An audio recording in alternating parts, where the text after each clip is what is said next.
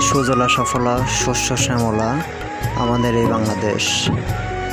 এদেশে রয়েছে অনেক গ্রাম। পাবনা জেলার সবুজের সমারোহ একটি গ্রামে আমার বসবাস। গ্রামের মানুষ সাধারণত কৃষিকাজের উপর নির্ভরশীল হয়। পাট কৃষিপ্রধান একটি ফসল। আলহামদুলিল্লাহ, প্রতি বছরের ন্যায় এবারও পাটের খুবই সুন্দর ফলন হয়েছে, এমনকি কৃষকরা ভালো দাম পাচ্ছে। সব কিছু মিলিয়ে আমাদের গ্রামটি অনেক সুন্দর, চারপাশ সবুজে ঘেরা।